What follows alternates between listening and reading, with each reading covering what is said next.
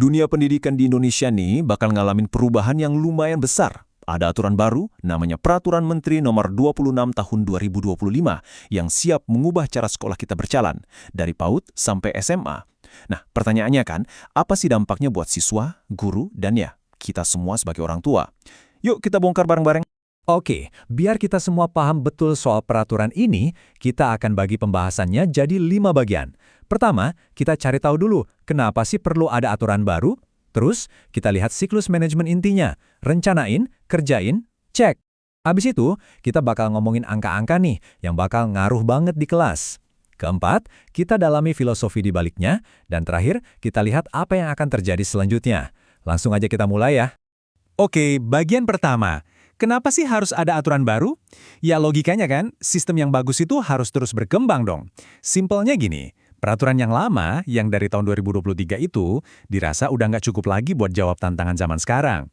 Makanya, cetak biru yang baru ini dibuat biar sekolah-sekolah kita tuh lebih relevan dan pastinya lebih siap buat masa depan. Nah, inti dari semuanya itu sebenarnya ada di kutipan ini.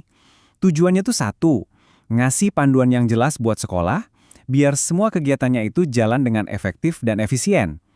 Jadi, ini bukan soal nambah-nambahin aturan aja ya, tapi soal gimana caranya dapetin hasil yang jauh lebih baik. Oke, sekarang pertanyaannya, gimana caranya biar bisa efisien? Nah, peraturan ini ngenalin semacam mesin perbaikan yang muter terus. Mesin ini basisnya siklus 3 langkah. Rencanakan, lakukan, dan awasi. Bisa dibilang, inilah jantung dari sistem manajemen yang baru.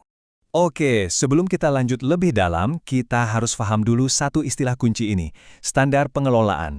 Jadi, ini tuh bukan cuma sekedar buku aturan ya. Anggap aja ini adalah standar kualitas minimal yang wajib dicapai sama setiap sekolah, baik itu dalam perencanaan, pelaksanaan, maupun pengawasannya.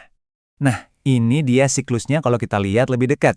Ini tuh kayak lingkaran umpan balik yang nggak pernah berhenti. Pertama, sekolah bikin rencana. Ada yang buat 1 tahun, ada yang buat 4 tahun. Kedua, rencana tadi dijalanin. Nah, yang paling penting nih, bagian ketiganya, ada pengawasan buat ngecek. Mana yang berhasil, mana yang perlu diperbaiki. Hasil cek ini nanti jadi masukan lagi buat rencana berikutnya. Jadi ya, prosesnya perbaikan terus-menerus, tanpa henti. Terus, yang ngawasin siapa dong? Nah, ternyata ini bukan cuma tugasnya kepala sekolah. Pengawasan itu tanggung jawab bareng-bareng antara pihak sekolah dan juga pemerintah. Jadi, sekolah fokus ke operasional sehari-hari, sementara pemerintah ngeevaluasi dari gambaran yang lebih besar. Kelihatan kan? Ada pembagian peran yang jelas di sini. Nah, sekarang kita masuk ke bagian yang paling konkret nih. Apa artinya semua ini buat ruang kelas anak kita? Peraturan ini ternyata detail banget loh soal angka-angka, dan angka ini bakal ngaruh langsung ke suasana belajar di kelas. Yuk, kita lihat langsung angkanya. Jadi, aturan ini masang batas maksimal jumlah siswa di tiap kelas di semua jenjang. Tujuannya sih jelas banget ya. Kalau kelasnya lebih kecil, harapannya setiap anak bisa dapat perhatian yang lebih dari gurunya. Ujung-ujungnya, kualitas belajarnya jadi lebih baik. Dan coba perhatikan angka 28 ini. Angka ini jadi krusial banget terutama buat tingkat SD. Kenapa? Karena SD itu kan fondasinya pendidikan. Jadi dengan membatasi kelas cuma sampai 28 siswa, harapannya fondasi akademis setiap anak jadi jauh lebih kokoh buat kedepannya. Tapi nggak cuma jumlah siswa per kelas loh. Aturan ini juga ngatur jumlah total kelas atau yang biasa disebut rombel di satu sekolah. Artinya apa? Artinya sekolah itu nggak bisa jadi kegedean. Tujuannya, ya biar sumber daya lebih merata dan nggak ada lagi penumpukan siswa di sekolah-sekolah yang dianggap favorit. Oke, kita udah bahas angka-angkanya. Tapi di balik semua angka itu, ada sebuah filosofi inti yang jadi dasar peraturan ini.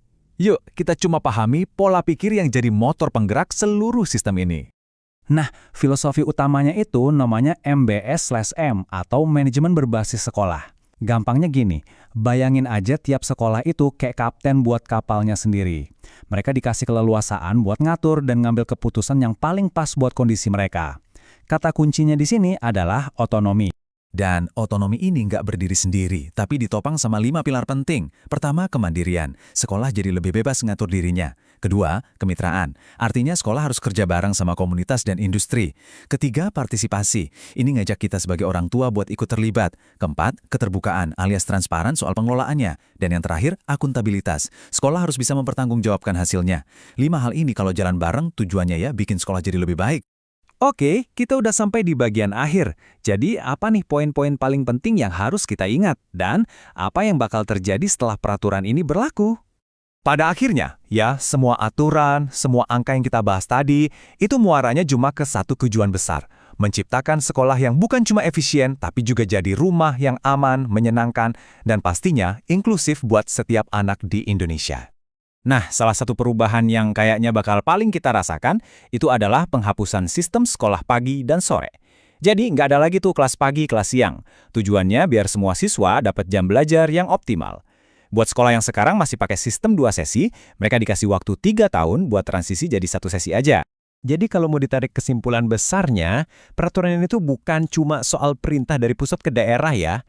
Ini lebih ke ngasih kerangka kerja, ngasih alat dan otonomi buat para pendidik di sekolah, supaya mereka bisa ningkatin kualitas sekolahnya sendiri dari bawah ke atas.